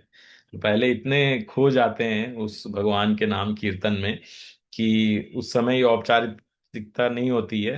लेकिन जब वो संकीर्तन रुक जाता है, तो उसके बाद फिर एक दूसरे से पूछते हैं कि आप कौन हैं। तो जो ब्राह्मण होते हैं वो बोलते हैं, वो सब जानने के बाद बोलते हैं कि मैं जो जो भी भोजन सामग्री है उसकी सामग्री मैं आपको दे देता हूँ, और आपका जो सेवक है वो इसको पका सकता है, तो आप ऐसे उसको ग्रहण कर लीजिए। तो फिर जब चैतन्य महाप्रभु ने उनसे और पूछा, क्योंकि उनके जो लक्षण दिख रहे थे उनको बहुत अच्छा लग रहा था उनके साथ, तो उन्होंने पूछा, तब उनको पता चला कि ये जो ब्राह्मण हैं, ये इनके जो गुरु महाराज हैं वो श्रीपाद माधवेंद्र पुरी हैं। तो जैसा ही उन्होंने सुना चैतन्य महाप्रभु ने, तो उन्होंने तुरंत उनको दंडवत प्रणाम किया। तो उन्होंने बोला, अरे नहीं, मैं तो एक ब्राह्मण हूँ और आप सन्यासी हैं, आप मुझे क्यों प्रणाम कर रहे हैं। तो उन्होंने बोला, नहीं, लेकिन आप मेरे परम गुरु के शिष्य हैं, इसलिए मैं आपको प्रणाम कर रहा हूँ। हम्म। तो हम चैतन्य महाप्रभु की लीला में भी देखते हैं कि ऐसा कोई भेदभाव नहीं था कि अगर कोई सनोदिया ब्राह्मण, जनरली उनको लोअर, ऐसा समाज में ऐसी सोच है कि वो बाकी ब्राह्मणों से कम है। तो ये एक तरह से हास्यास्पद है कि पहले तो ब्राह्मण, क्षत्रिय, वैश्य हैं, शूद्र हैं, और फिर उसमें भी एक अलग अलग डिवीजन है, उसमें भी ये ऊंचे हैं ये नीचे हैं, ऐसा हमारे समाज में अभी भी चल रहा है, जो कि बिल्कुल शास्त्रों के हिसाब से बिल्कुल गलत है। और हम स्वयं भगवान चैतन्य महाप्रभु के चरित्र से भी हम समझ सकते हैं कि ये ऐसा कोई भी नहीं माना जाता है। हाँ, तो चैतन्य महाप्रभु वहां पे एक श्लोक भी बोलते हैं कि धर्म स्थापना हेतु साधुरा व्यवहार, पूरी गोसाई ये आचरण से ही धर्म सार। तो वो बोलते हैं कि a devotee's behavior establishes the true purpose of religious principles. The behavior of Madhavendra Puri Goswami is the essence of such religious principles. तो उनका जो जो स्वभाव था, जो उन्होंने किया, श्रीपाद माधवेंद्र पुरी जी ने जो किया, वो ही एसेंस है किसका, धर्म के सिद्धांतों का। तो अगर उन्होंने किसी व्यक्ति को, भले ही वो सनोदिया ब्राह्मण क्यों ना हो, अगर उसको दीक्षा दी है तो मतलब उसकी वो उन्होंने देखे, उसके गुण और कर्म देख के उन्होंने उसको दीक्षा दिया, ऐसा चैतन्य महाप्रभु कहते हैं। फिर हम दूसरा एग्जाम्पल अगर देखें तो अद्वैताचार्य जी ने भी जो श्राद्ध पात्र था, तो वो उन्होंने सबसे पहले किसको दिया? शिला हरिदास ठाकुर को। तो अद्वैताचार्य जो थे वो एक तरह से उस ब्राह्मण समाज के बहुत ही वरिष्ठ कहना चाहिए लीडर थे। और सभी ब्राह्मण उनको देखते थे कि इनसे सीखना है, हमें इनसे समझना है। लेकिन उन्होंने सबसे पहले जो श्राद्ध पात्र था वो किसको दिया? हरिदास ठाकुर को, जो कि भले ही एक मुस्लिम समाज में उनका जन्म हुआ था, लेकिन उन्होंने उनको नामाचार्य चैतन्य महाप्रभु ने उनको नामाचार्य की उपाधि दी थी, क्योंकि वो इतना अच्छे से नाम कीर्तन करते, नाम जप करते थे। तो यहाँ से भी हमको यही समझ में आता है कि अ, हमारे जो आचार्य हैं जैसे अद्वैताचार्य के, उससे समझ में आता है कि उन्होंने भी ऐसा कोई भेदभाव नहीं किया। एक और कथा आती है श्री संप्रदाय की, जहाँ पे कलवार थे जो कि जिनका जन्म निचले, मतलब सामाजिक रूप से देखा जाए तो एक लो क्लास फैमिली में उनका जन्म हुआ था। पर लेकिन वो बहुत अच्छा गाते थे, तो वो नदी के किनारे रोज बैठ के बहुत भगवान का कीर्तन करते थे। और एक वहाँ पे एक पुजारी थे, लोक सारंग उनका नाम था। तो वो पुजारी जो थे वो जब गए नदी में पानी जल जल लेने के लिए, उनकी सेवा के लिए, तो उन्होंने देखा कि अरे ये इस समाज का व्यक्ति ऐसे गा रहा है, तो उनको वो अच्छा नहीं लगा। उन्होंने एक पत्थर लेके और उनको मार दिया। और ये जो अलवार थे उन्होंने बोला कि मुझे क्षमा कर दीजिए, मैंने जरूर आपको किसी तरह से मैंने आपको डिस्टर्ब किया, या मैंने कुछ तो आपका अपराध किया है जो आपने इस तरह से व्यवहार किया, तो मुझे क्षमा कर दीजिए। तो जब वो पुजारी जी वापस आए मंदिर में, तो भगवान जो है वो उनकी सेवा स्वीकार नहीं कर रहे थे। हाँ, तो वो बोले कि तुमने मेरे भक्त के प्रति अपराध किया है, तो मैं तुम्हारी सेवा स्वीकार नहीं करूँ। तो बिल्कुल, तो वो जो पुजारी थे वो बहुत ऐसे विनम्र भाव से भगवान से पूछने लगे कि अब मैं मुझे क्या करना चाहिए। तो बोले जाओ उनको लेके आओ यहाँ मंदिर में। तो जब वो गए वहां पे, तो वो बोले नहीं, जो अलवार थे उन्होंने बोला नहीं नहीं, मैं तो मंदिर में अपना चरण भी नहीं रख सकता, क्योंकि मैं निम्न परिवार से आया हुआ हूँ और मेरी ये कोई योग्यता नहीं है कि मैं मंदिर के प्रांगण में अपने चरण रखूं। तो ये जाके उन्होंने भगवान को फिर से बोल दिया कि वो तो ऐसा बोल रहे हैं कि वो नहीं आ सकते हैं, वो अपने चरण भी नहीं रख सकते। तो भगवान ने उनको बोला कि आप जाइए और उनको अपने पीठ पे बिठाल के लेके आइए। तो ऐसा बोल दिया उनको, तो वो गए वहां पे और फिर उनको लेके आए। हाँ, तो भगवान भी ऐसे किसी के साथ ऐसा कोई भेदभाव नहीं करते। हाँ, तो ये भी हमको एक एग्जाम्पल मिलता है। फिर एक और हम उदाहरण देखेंगे, तो जब श्रील प्रभुपाद अपने पाश्चात्य जगत के जो शिष्यों को लेके आए थे वृंदावन, तो वो भी गए वृंदावन में कई मंदिरों में दर्शन करने गए। तो वहां पे एक एक मंदिर में एक पुजारी जी ने देखा और उनको बहुत आश्चर्य हुआ कि किस तरह से पाश्चात्य जगत के लोग इतना सुंदर तिलक लगाए हुए और धोती कुर्ता और इतना अच्छा कीर्तन करते हुए, इतना कैसे इतना परिवर्तन आ गया उन्होंने उनमें। तो उन्होंने जब वो उन्होंने दर्शन किए और प्रणाम किया और पुजारी जी से मिले, तो पुजारी जी ने उनको बोला कि मैं तुम्हें आशीर्वाद देता हूँ कि अगले जन्म में तुम ब्राह्मण कुल में तुम्हारा तुम आप सभी का जन्म हो। तो जो शिष्य थे प्रभुपाद जी के, वो भी बड़े प्रसन्न हो गए कि हाँ देखो, अभी इस जन्म में तो हमें पाश्चात्य जगत में जन्म मिला है अभी, चलो, लेकिन वृंदावन में हमें पुजारी जी से ये आशीर्वाद मिल गया है, तो हाँ बहुत खुशी की बात है। लेकिन जब उन्होंने श्रील प्रभुपाद जी को ये बात बताई, तो उन्होंने बोला कि देखिए, हम मतलब एक पुजारी जी को भी ये नहीं पता है कि जो वैष्णवता है वो ये सभी वर्णों से ऊपर है। हम्म, तो उनको भी ये नहीं पता कि ये जो वैष्णवता है वो सभी वर्णों से ऊपर। तो प्रभुपाद जी वहाँ पे एक कथा भी सुनाते हैं कि एक माता जी थी जो बहुत ही वृद्ध थी, और उनके क्या हुआ कि किसी तरह उनकी जमीन किसी ने ले ली। हाँ, हड़प ली जमीन। तो अब वो बड़ी परेशान हो गई, बहुत चिंतित हो गई कि कैसे होगा, और मैं इतनी वृद्ध हूँ और कैसे। तो किसी कोई उनका पहचान के व्यक्ति थे, उन्होंने उनकी मजिस्ट्रेट से पहचान करा दी। तो मजिस्ट्रेट से पहचान हो गई। तो उन्होंने सब अपना बताया, सारे जो उनके पेपर्स थे उनको दिखाए। और जो मजिस्ट्रेट थे उन्होंने उचित निर्णय लेके उनको, उनकी जो जमीन थी वो उनको वापस करा दी। तो अब वो जो माता जी हैं वो बड़ी प्रसन्न हो गई, और बड़ी प्रसन्न होके बोलती हैं कि बेटा तुम्हारा बहुत भला हो और तुम जल्दी हवलदार बन जाओ। तो सब लोग हंसने लगे कि ये क्या हो रहा है सबको, किसी को, और वो मजिस्ट्रेट को भी समझ में नहीं आ रहा था कि ये ऐसा कैसे हो सकता है। हाँ, कि ये ऐसा बोल रही है, क्या समस्या है। तो अगर माता जी के पर्सपेक्टिव से देखे तो उनको यही पता था कि सबसे ऊंचा जो होता है वो हवलदार ही होता है, उससे ऊंचा कुछ नहीं होता पुलिस डिपार्टमेंट में। तो इसीलिए वो यही बोल रही थी, मजिस्ट्रेट को यही आशीर्वाद दे रही थी कि तुम जल्दी से जल्दी हवलदार बन। हाँ, तो ये प्रभुपाद जी ने यही एनालॉजी, यही कथा उसको सुनाया जब ये उनके शिष्यों ने इस तरह से उनको बताया।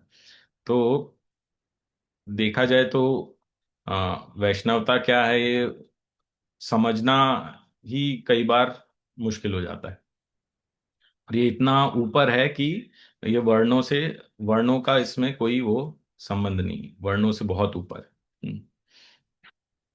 अच्छा, अभी हम अगर हम ऐसा बोलते हैं तो इसका ये मतलब नहीं है कि अगर हम तिलक लगा रहे हैं, धोती पहन रहे हैं, तो हम सभी से ऊपर हो गए। तो इसका कैसे पता चलेगा कि कोई व्यक्ति ने वैष्णवता को समझ लिया है, या वो उस पालन कर रहा है वो वैष्णव धर्म का। हाँ, तो जो परफेक्ट एग्जाम्पल्स हैं वैष्णवों के, वो ये कभी नहीं मानते कि मैंने वो प्राप्त कर लिया, या मैं एक उच्च कोटि का वैष्णव हूं, ऐसा वो कभी नहीं मानते। तो इसके लिए हम कई, हमारे जो गोस्वामी हैं उनके एग्जाम्पल हम देख सकते हैं।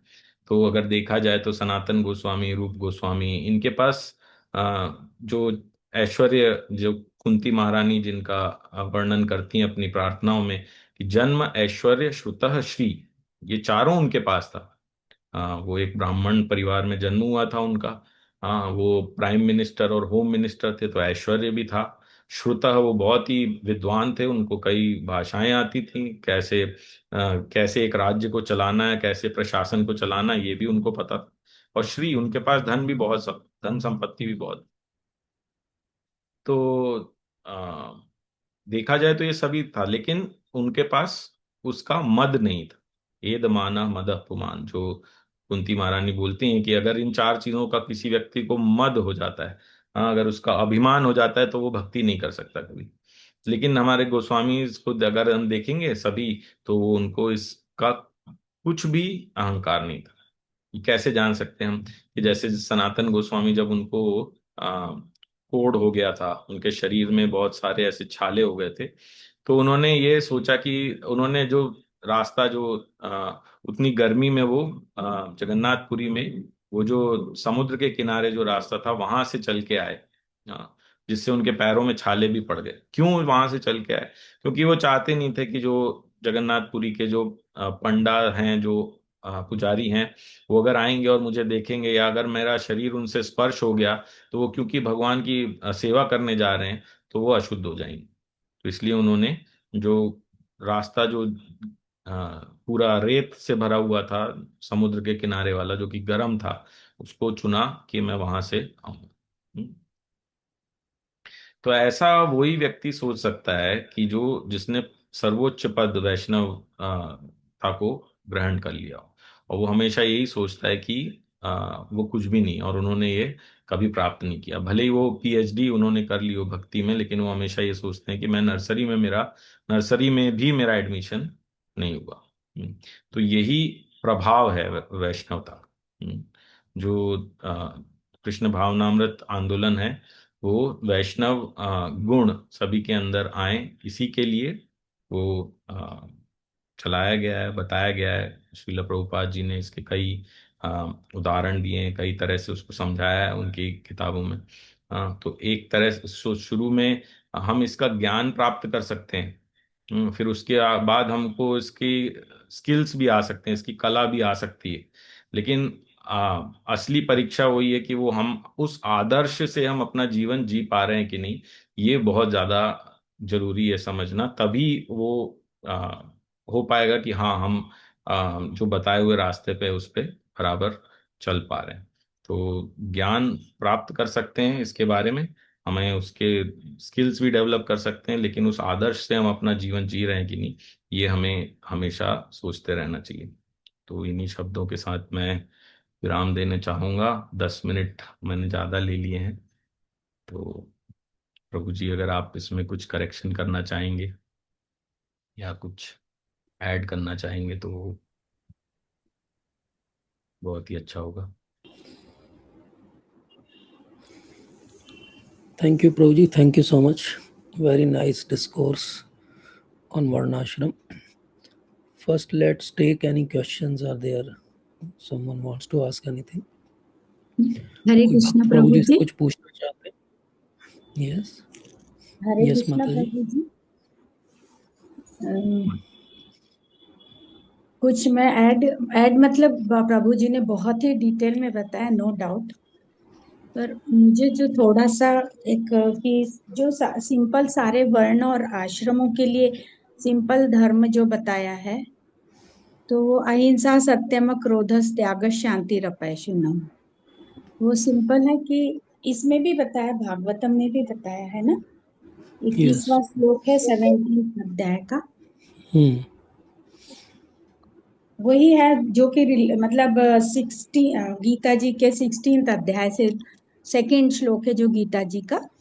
अहिंसा सत्यम क्रोधस त्याग शांति रपैशुनम दया भूतेश्वर लोलुप्तम मार्दवम ह्रीर चापलम। यही मुझे लगा कि सिंपल यही है कि चारों वर्ण किसी में भी हो, कोई भी आश्रम में हो, ये सिंपल धर्म है जो हमको फॉलो करना चाहिए, किसी भी आश्रम में हो चाहे किसी भी वर्ण में हो। यस, बिल्कुल बिल्कुल। वैष्णवता जो प्रभु जी कह रहे थे उसका सार भी यही है कि अहिंसा में बिलीव करना और सबकी शांति की कामना करना, भगवान को सर्वोपरि मानना।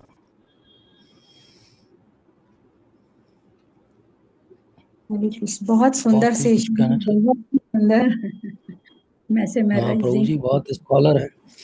प्रभु जी के सेशन हमेशा नहीं, बहुत मैं बताना इंस्ट्रक्टिव चाहूंगा कि रहते हैं। मैं कोई स्कॉलर नहीं हूँ। ये क्लास जो मेरे काउंसलर हैं पुणे में, उन्होंने पुणे मंदिर में ली थी, उन्हीं की क्लास से प्रेरणा लेते तो मैंने आया यहाँ।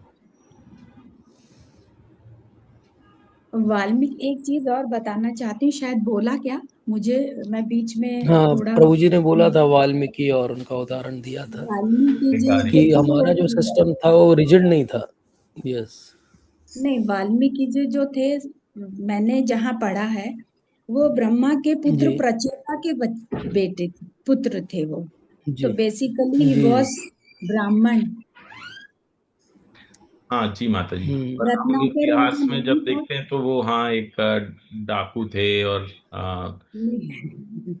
जब वो मिले नारद जी से तो हाँ जी एक्चुअली स्टोरी थोड़ी ऐसी मैं बताऊं क्या, जी दो जी मिनट बताइए। जी वो ब्रह्मा जी के पुत्र जो प्रचेता थे, उनके पुत्र थे वो, और वो किसी कारणवश अपने फैमिली से वो हो गए थे, जंगल में मतलब गुम गए थे। उनका नाम था रत्नाकर और एक दूसरा और नाम था लौह जंग करके।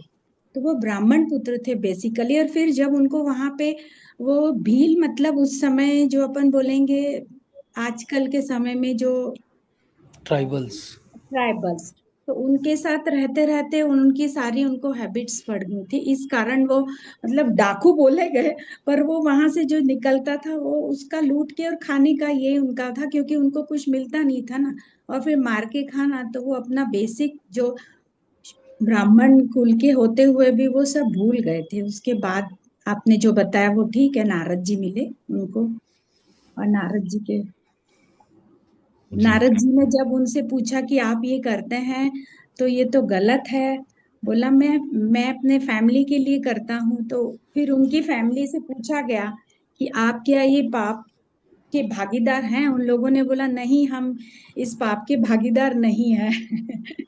तब उनको समझ आया कि नहीं नहीं, ये मैं गलत कर रहा हूँ। तब फिर नारद जी ने जो उनको राम मंत्र दिया, जहां तक इसीलिए मुझे मुझे स्टोरी ऐसी सुनी हुई है। यस यस इसीलिए मुझे लगता है ये स्टोरी सारे ऑफिसेज में डिस्प्ले करना चाहिए। जो भी करप्ट है उन्हें पता चलेगा कि वो फैमिली के लिए करप्शन कर रहे हैं, फैमिली भागीदार नहीं है। जब पकड़े जाएंगे तो वही जेल जाएंगे, फैमिली एंजॉय करती रहेगी बाहर, शायद भूल भी जाएगी कुछ सालों में उनको। और शायद अगर हर कोई ये स्टोरी समझ ले तो करप्शन काफ़ी हद तक कम हो जाए, कि फैमिली के लिए तो फैमिली ओनर्स नहीं लेगी आपके करप्शन का।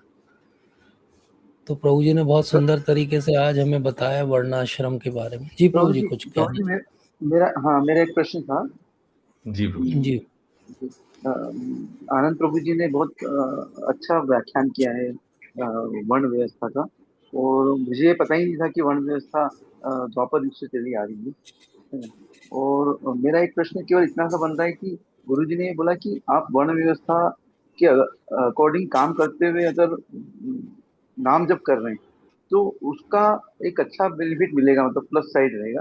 लेकिन आप अगर केवल अपना वर्ण व्यवस्था के अकॉर्डिंग जो काम मिला है उसको करते हुए अगर नाम जप नहीं कर रहे हैं तो फिर वो नेगेटिव में चला जाएगा। तो मेरा प्रश्न केवल इतना था कि फिर मैं अपना वर्ण व्यवस्था के अकॉर्डिंग जो काम मुझे दिया गया है वो ना करते हुए फिर मैं नाम जप भी करूंगा। लेकिन जो हमारे कर्तव्य हैं प्रभु जी वो तो हमें करना पड़ेगा। अगर जैसे कोई गृहस्थ आश्रम में है, उसने गृहस्थ आश्रम की जिम्मेदारियां ली हैं, तो वो उसके कुछ कर्तव्य हैं। तो वो कर्तव्य का को हम नहीं छोड़ सकते। कि जिस तरह से अर्जुन को बोला गया कि तुम क्षत्रिय हो, अगर तुम भिक्षा पात्र ले लोगे, जो जैसा अर्जुन ने बोला, तो वैसे ही समाज तुमको बोलेगा कि तुम क्षत्रिय होके ये काम कर रहे हो, और तुम वो नहीं कर पाओगे क्योंकि वो तुम्हारा स्वभाव नहीं है। हम्म, क्योंकि तुम्हारा वो स्वभाव नहीं है, इसीलिए वो भिक्षा मांगना तुम नहीं कर पाओगे। इसीलिए अभी तुम्हारा धर्म क्या है, अभी कि तुम अ, युद्ध करो। तो हमारे जो थोड़ा कर्तव्य सा। हैं वो हम नहीं छोड़ सकते। जो हमारे कर्तव्य हैं, अगर हम कहीं जॉब कर रहे हैं तो ऐसा नहीं कर सकते कि जॉब में आधा घंटा या 1 घंटा छोड़ के हम जॉब करने लगे। ऐसा हम्म, ऐसा हमें अपना जो जो कर्तव्य है जो वो उसको बहुत अच्छे से करना चाहिए। और फिर उसके साथ साथ हमें नाम जप के लिए, भक्ति के लिए भी हमें समय निकालना चाहिए। और नहीं, भगवान अगर की कुछ भी कृपा से प्राथमिकता किसको देना चाहिए, मतलब कर्म को देना चाहिए जो वर्ण व्यवस्था के अनुसार मिला है, या फिर नाम जप को देना चाहिए? प्राथमिकता बोलते हैं। जी। प्राथमिकता किसको देना चाहिए? तो प्रभु जी हमें अपना जो पूरा दिन का रूटीन है वो उसको इस तरह से करना चाहिए कि हम दोनों अच्छे से कर सकें। हाँ, जितना हम संकल्प कर किया है हमने नाम जप का, उतने जप हम माला अच्छे से कर सकें। और फिर धीरे धीरे भगवान हमारी सहायता करेंगे कि कैसे हम समझ सकें कि हमें कैसे अपने बाकी कर्तव्यों को निभाना है, कैसे भक्ति करना है साथ। एक छोटी सी बात मैं ऐड करना चाहूंगा। अगर आप नाम जप को अगर सीरियस ले रहे हैं, जो मैं अभी देख पा रहा हूँ जो मेरे लाइफ में चल रहा है, अगर आप नाम जप को अगर सीरियस ले पा रहे हैं तो बाकी कर्म अपने आप हो रहे हैं, मुझे ऐसा लग रहा है। वो मतलब मुझे ज्यादा मेहनत नहीं करना पड़ रही है उसके लिए। यस, वो बहुत अच्छा रियलाइजेशन है। और आपको ज्यादा दूर कहीं नहीं जाना है। आप इस ग्रेस हरि गोपीनाथ प्रभु जी को देख सकते हैं कि वो कितने बड़े सर्जन हैं वो मेडिकल वो कॉलेज। तो आदर्श, वो और आदर्श वो है।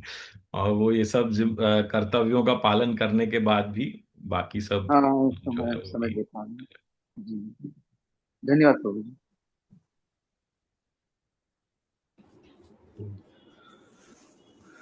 तो प्रभु जी ने आज जो भी हमें बताया उसको एक सार रूप में अगर हम समझें तो जो वर्णाश्रम है, एक तो स्पॉन्टेनियसली सोसाइटी अपने आप वर्ण आश्रम में डिवाइड हो जाती है, क्योंकि ह्यूमन लाइफ फाइनाइट है, मैक्सिमम कोई 100 साल ही जी सकता है। तो 100 साल में अलग अलग पड़ाव अपने आप बन जाते हैं, कि पहले वो स्टूडेंट लाइफ में रहेगा, फिर वो गृहस्थ लाइफ में रहेगा, फिर नेचुरली सोसाइटी उसको थोड़ा डिटैचमेंट सिखा देगी, और घर वाले ही उसको जब भाव देना बंद कर देंगे तो वो अपने आप ही जो है वो धीरे धीरे जो है वानप्रस्थी और सन्यास की मेंटलिटी में चला जाएगा। तो ये तो एक तरह से स्पॉन्टेनियस होगा, जैसा प्रभु जी ने भी कहा कि किसी भी व्यवस्था में, किसी भी शहर में, देश में, किसी भी ऑर्गेनाइजेशन में अपने आप कुछ लोग होते हैं जो एडमिनिस्ट्रेटर एबिलिटी वाले हैं, जो क्षत्रिय मानसिकता के हैं, कुछ लोग इंटेलेक्चुअल हैं जो ब्राह्मण मानसिकता के हैं, कुछ लोग जो है वो सर्विस क्लास है, और कुछ लोग जो हैं वो पेन्स और जो शिलिंग और पाउंड गिनने वाले हैं, अर्थात उनको बिजनेस प्रॉफिट्स इन सब को ही देखते हैं। तो अपने आप ही सोसाइटी ओवरऑल ऐसे स्पॉन्टेनियसली वर्ण और आश्रम में डिवाइडेड है।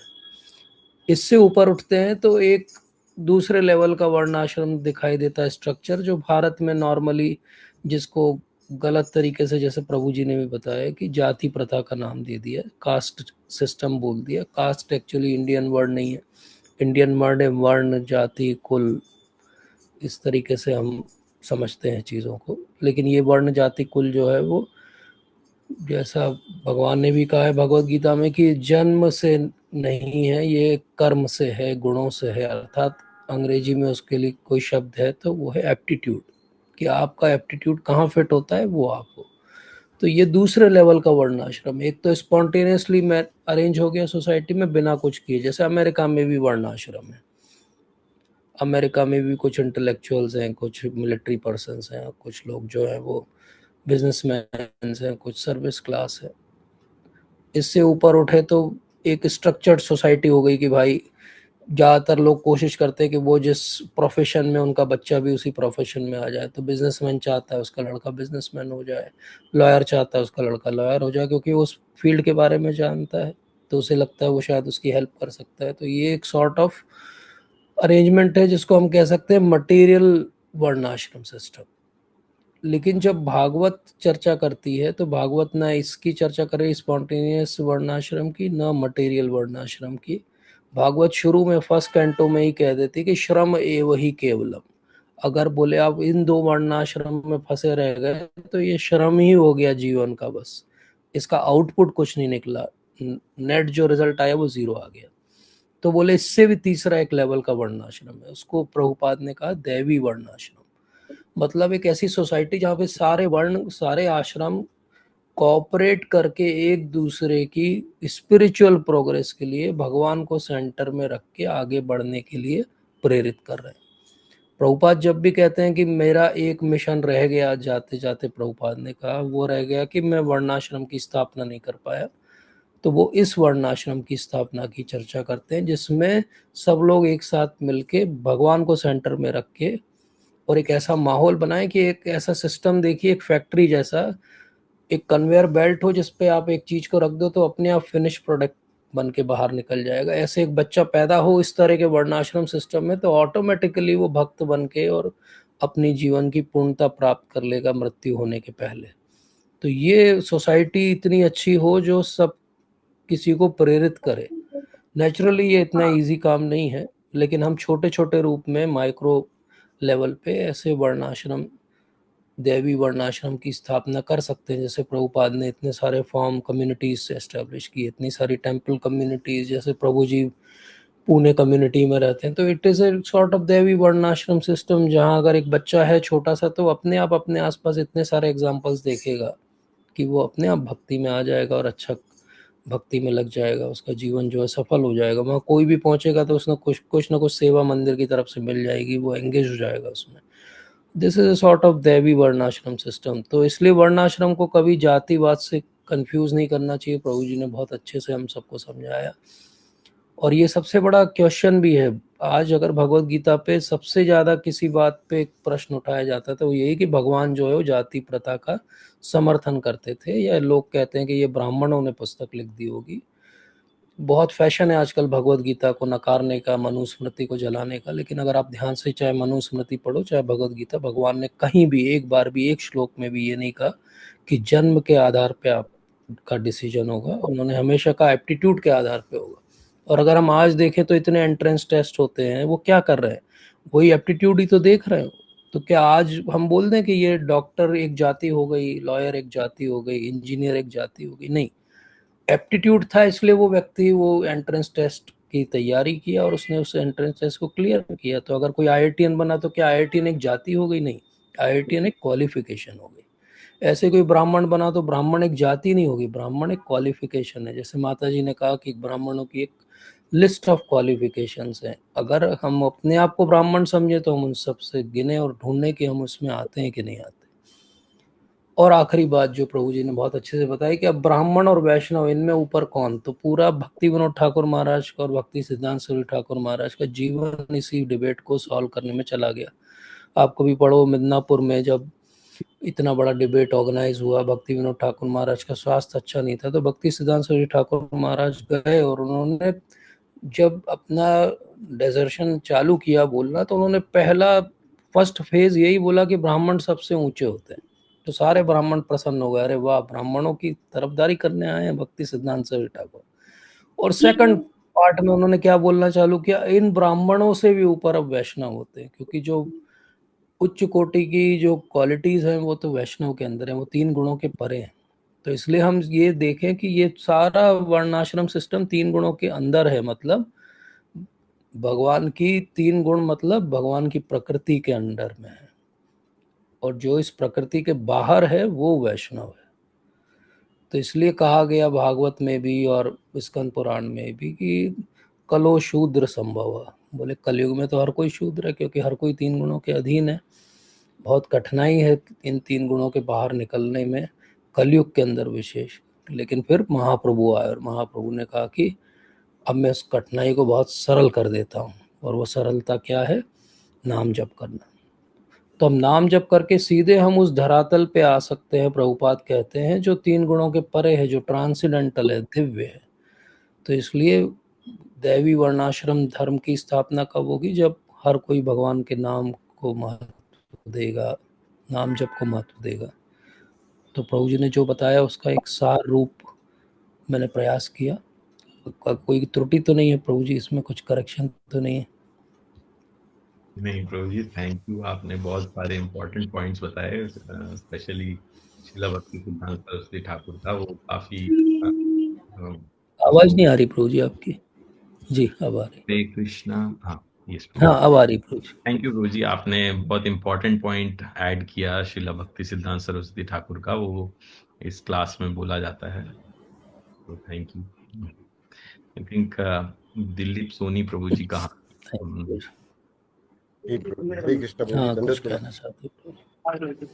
जी यस प्रभु प्रभु जी। जी, मुझे लगता है प्रभु जी एक बार एक आपको मिनट म्यूट में, करना पड़ेगा। हाँ मैं कर देता हूँ म्यूट, फिर आप अपने आप को अनम्यूट कर लीजिए। जी जी जी प्रभु।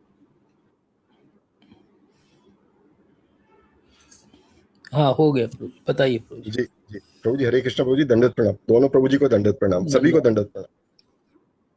प्रभु जी, तीनों सेशन के लिए आपको हृदय से बहुत बहुत धन्यवाद। मैंने तीनों सेशन आपके सुने, 2 सेशन ऑनलाइन, 1 सेशन डायरेक्ट, और बहुत ही इनलाइटेंड थे, बहुत अच्छा लगा।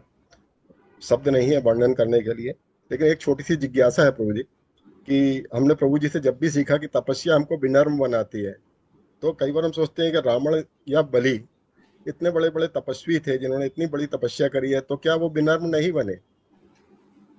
और अगर नहीं बने तो ऐसा क्या कारण हो सकता है? क्या उनके प्रारब्ध ऐसे थे, या उनकी भक्ति वैसी थी कि वो विनम्र नहीं बने? और कई बार जब हम अश्वत्थामा का देखते हैं, जिन्होंने ब्रह्मास्त्र प्राप्त किया, मतलब जिन्होंने बहुत बड़ी तपस्या करी होगी तभी तो उन्हें ब्रह्मास्त्र मिला, और उसके बावजूद उन्होंने ब्रह्मास्त्र का वो उपयोग किया जो कोई भी समझदार आदमी नहीं करना चाहेगा, गर्भ में ब्रह्मास्त्र चला दिया। तो ये जो 2 इंसिडेंट्स है प्रभु जी, उससे हम क्या समझ सकते हैं कि इनको विद्वान कहें, या विद्वान मतलब अगर हम ब्राह्मण की परिभाषा देखें तो जो पहले विद्वान था, समदर्शी था, उसको हम पंडित बोलते थे वर्णाश्रम के हिसाब से। तो अगर हम समदर्शी हुए तो फिर उन्होंने ऐसे कृत्य क्यों किए, यह थोड़ा सा समझना था। प्रभु जी वो मैं नहीं समझ पा रहा हूँ, आपने पहले बोला कि तपस्या से विनम्रता आती है। तो प्रभु जी, ऐसा जब भी हम लोग समझते हैं कि हम कैसे अपने आप को एनालाइज करें कि हम प्रोग्रेस कर रहे हैं डिवोशन में, तो दिस एक पैमाना ये हैगा कि we can find out whether we are becoming, हम लोग धीरे धीरे विनम्र होते जा रहे हैं या नहीं। जैसे जैसे हम विनम्र होते जा रहे हैं, मतलब हम कहीं ना कहीं तपस्या में कुछ ना कुछ ग्रोथ कर रहे हैं। तो जब रावण को मैं देखता हूँ इतनी बड़ी तपस्या करी, और इतनी क्यों, कैसे हम जज करते हैं? क्योंकि उसके पास इतना बड़ा बल आ गया, इतने सारे अस्त्र शस्त्र प्राप्त कर लिए, लेकिन विनम्रता की बात देखें तो कुछ भी नहीं था। अगर दूसरी चीज देखें प्रभु जी, अगर प्रहलाद जी की स्तुति में देखें तो वो भी कहते हैं कि अगर मेरे पिताजी राक्षस है, उन्होंने मुझे मारने की कोशिश करी, तो उनकी क्या गलती है? वो राक्षस है, उन राक्षसों का काम ही मारना, वो सताना है, तो मैं उनको भी दोष नहीं दे सकता। तो फिर हम कैसे समझें प्रभु जी? तो तपस्या से विनम्रता आती है, ये तो कंक्लूड नहीं किया जा सकता मेरे विचार से, क्योंकि हमारे पास कई एग्जाम्पल हैं, आपने ही कई एग्जाम्पल बताए, हिरण्यकश्यप का भी एग्जाम्पल है कि अगर कोई व्यक्ति सिर्फ तपस्या कर रहा है उससे उसको अंदर विनम्रता आ जाएगी, ये कोई गारंटी नहीं। इसके कई एग्जाम्पल हमने देखे। विनम्रता आती है जब हमारे अंदर कृतज्ञता होती है कि भगवान इतने विशाल हैं, इतने बड़े हैं, उन्होंने हमको इतना कुछ दिया है, हम बहुत ही छोटे हैं, और हम अगर पूरी सृष्टि रचना देखी जाए तो उसमें हमारा अस्तित्व बहुत ही छोटा है। तो उसके लिए जब हम कृतज्ञ होते हैं तो फिर उससे हमें विनम्रता आती है। और विनम्रता हम जो वैष्णवों का संग करते हैं, जो विनम्र वैष्णव हैं उनका संग करते हैं, तो हमारे अंदर भी विनम्रता आ जाती। जो हमारे गुरुजन हैं उनको, उनका जब हम चरित्र देखते हैं, जब हम चैतन्य चरितामृतम पढ़ते हैं, भागवतम में भगवान का चरित्र देखते हैं, जब वो हम समझते हैं, वैष्णवों का चरित्र देखते हैं, वो हम जब समझते हैं, तो फिर विनम्रता आ जाती। अभी आपने एक प्रश्न उसमें और ऐड किया कि हमें कैसे पता चलेगा कि प्रोग्रेस कर रहे हैं कि नहीं। तो अनुकूलस्य संकल्प, प्रतिकूलस्य वर्जनम। तो भक्ति के लिए जो जो अनुकूल है उसका हम संकल्प लेते चलें, और जो प्रतिकूल है उसको हम अवॉइड करते चलें।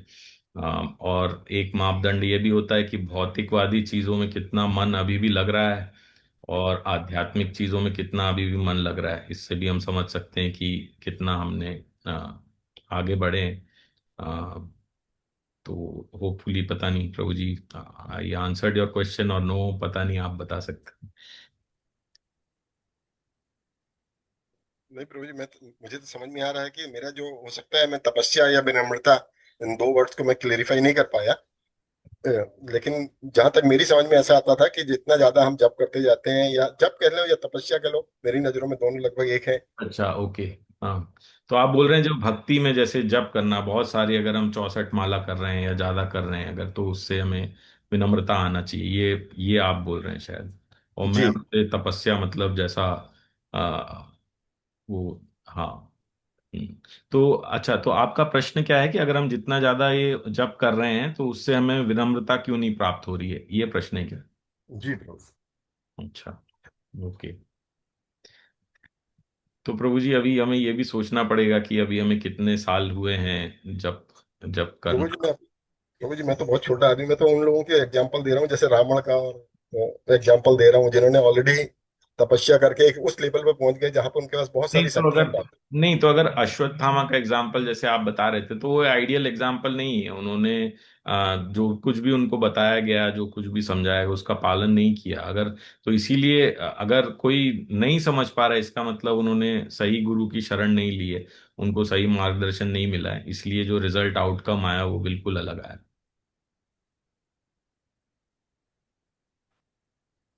जी प्रभु, थैंक यू प्रभु। प्रभु जी आप कुछ इसमें बोलेंगे अगर तो। जैसा मैं प्रभु जी का प्रश्न समझ पाया, मैं थोड़ा सा उसको प्रयास करता हूँ जो मेरी समझ है प्रभुपाद को पढ़ने के बाद। एक्चुअली ज्ञान और तपस्या, जो शुष्क ज्ञान है और जो तपस्या है जो उसका कोई भौतिक हेतु है, जैसे चाहे रावण हो, चाहे कुंभकर्ण हो, चाहे शूर्पणखा हो, तो इन सब का जो शुष्क ज्ञान या शुष्क तपस्या का हेतु है, वो हमेशा आखिरी में अहंकार को जन्म देता है और उसका अंत हमेशा विनाश होता है। जो दिव्य तपस्या है, जिसको कहते हैं कि तपो दिव्यम पुत्र का, बोले जाओ पुत्रों अब तुम दिव्य तपस्या करो। प्रभुपाद का फेवरेट श्लोक है, बार बार वो कहते हैं कि तपो दिव्यम, अब जाओ तुम, मनुष्य जीवन मिला, तुम दिव्य तप करो। तो ये जो दिव्य तप की बात हो रही है, ये अपने सेटिस्फेक्शन के लिए नहीं है, किसी से रिवेंज लेने के लिए नहीं है। यहाँ जो तपस्या का एंगल है, वो तपस्या का एंगल है भगवान को प्रसन्न करने के लिए। तो वहाँ पे कुछ भी ऐसा शुष्क ज्ञान वाली तपस्या नहीं होगी, बहुत ज्ञान का अहंकार नहीं होगा। वहाँ पे तपस्या में कोई भी ऐसी प्रयास नहीं होंगे कि मुझे ये सिद्धि मिल जाए जिससे मैं उसकी हानि कर दूं, कोई प्रतिशोध की भावना नहीं होगी। वहाँ पे अगर कोई तपस्या करेगा तो प्रभुपाद जिसको कहते हैं कि austerity means ability to tolerate the untoward situations, untoward situations जो जीवन में आएंगी, भक्ति में जो बाधाएं आएंगी, उनको कितना आप सम रह के टॉलरेट कर पाते हो, वो तपस्या है। इससे ज़्यादा कुछ और बड़ी तपस्या प्रभुपाद हमेशा हमें मना करते हैं कि हमें ना एक टांग पे खड़ा होना है, ना शीर्षासन करना है। हमें क्या करना है, हमें केवल अपनी भक्ति में, जो प्रभु जी ने बहुत सुंदर तरीके से बोला, अनुकूल्यस्य संकल्प प्रतिकूल्यस्य वर्जनम, इसी तरह से भगवान मेरी रक्षा करेंगे और मेरा ध्यान हमेशा भगवान में लगा रहे। येन केन प्रकारेण मना कृष्ण निवेशयति, यही तपस्या है। अब हम अगर अश्वत्थामा का उदाहरण लें तो अश्वत्थामा ने एक्चुअली कोई भी तपस्या नहीं की थी ब्रह्मास्त्र प्राप्त करने के लिए। उसके पिताजी ने मोहवश उसको सिखाया था, जबकि मना किया गया था कि ये अधिकारी व्यक्ति नहीं है, इसको मत सिखाइए, और इसीलिए उसने उसका मिसयूज किया। आप देखो कि किसी को बहुत अगर किसी प्रयास से कोई वस्तु मिलती है तो वो हमेशा सहेज के रखता है उसको। हम देखते हैं कि लोगों को एकदम से धन प्राप्त हो जाता है उत्तराधिकार में, तो वो एक आध पीढ़ी में नष्ट हो जाता है। लेकिन वही एक व्यक्ति अगर जीरो से चालू करके खुद अपना एम्पायर खड़ा करता है तो वो कभी उसको डैमेज और डिस्ट्रॉय नहीं होने देता, क्योंकि उसको पता है कि कितने एफर्ट लगते हैं उस चीज़ को खड़ा करने में। तो अगर ये हजारों साल कोई तपस्या करके लाया होता ब्रह्मास्त्र, तो डेफिनेटली उसको ये होता कि मैं कहाँ यूज़ करूँ कहाँ नहीं, क्योंकि उसका एप्टीट्यूड देखा जाता। यहाँ पे तो एक्चुअली वही हुआ कि जिसका एप्टीट्यूड नहीं था उसको वो चीज़ दे दी गई, और दे दी गई तो उसने दो दो बार मिसयूज़ किया उसका। और इसीलिए हम नॉर्मली बात करते हैं कि ये हमेशा ध्यान रखना चाहिए कि हमारा एप्टीट्यूड सही है क्या वो चीज़ को प्राप्त करने के लिए। इस एप्टीट्यूड को ही संस्कृत में कहते हैं अधिकार। सेवा अधिकार दियो करो निज दासी, हम रोज गाते हैं। सेवा भी अधिकार है एक। सेवा भी ऐसा नहीं है कि बस मैंने सोच लिया मैं ये सेवा करूंगा तो मैं करूंगा। सेवा भी अधिकार है, और वो अधिकार कोई आपसे वरिष्ठ देखेगा और बोलेगा हाँ आपको ये अधिकार है, आप एक सेवा करिए।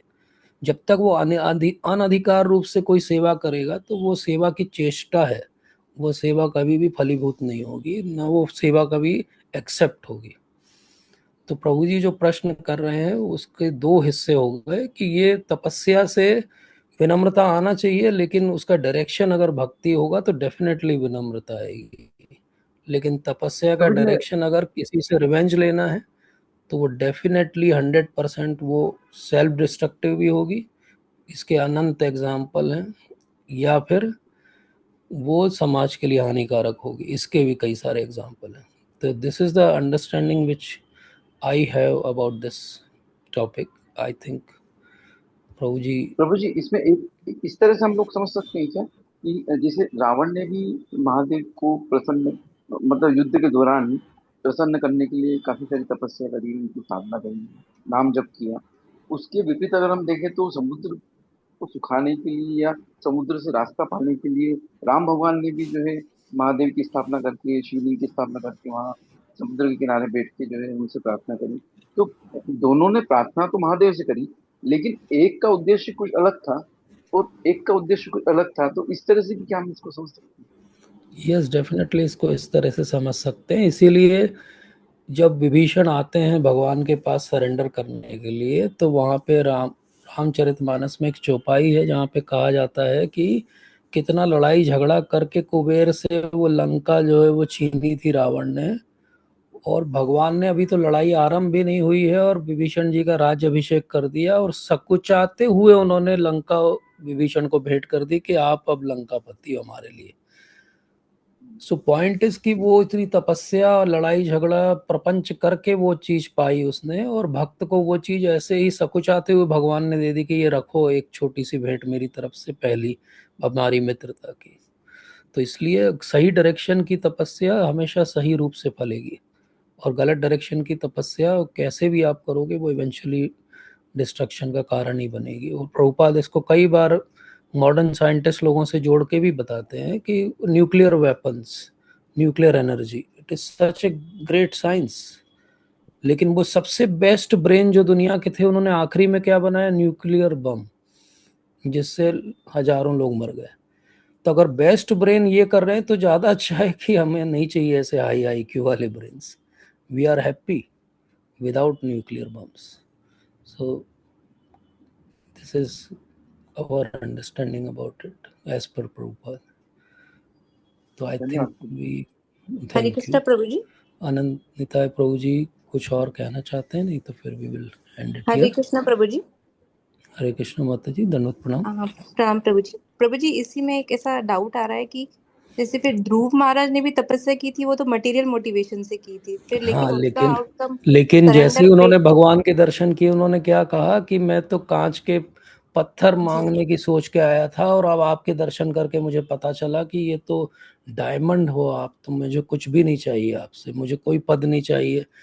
तो भगवान क्या कहते हैं वहां पे, भागवतम में नहीं है वो सेक्शन, लेकिन बाकी पुराणों में अगर हम पढ़ें तो भगवान वहां पे कहते हैं कि ध्रुव, अगर मैं तुम्हें आज नहीं दूंगा तो दुनिया पूरी क्या बोलेगी, लो छोटे से बच्चे को भी भगवान ने आके चीट कर दिया, इसलिए मैं तुम्हें दूंगा, लेकिन मैं इससे भी बड़ी चीज भी दूंगा, मैं तो ऐसा ध्रुव पद दूंगा तुम्हें जहां तुम आराम से हमेशा मेरी भक्ति में लगे रह पाओगे।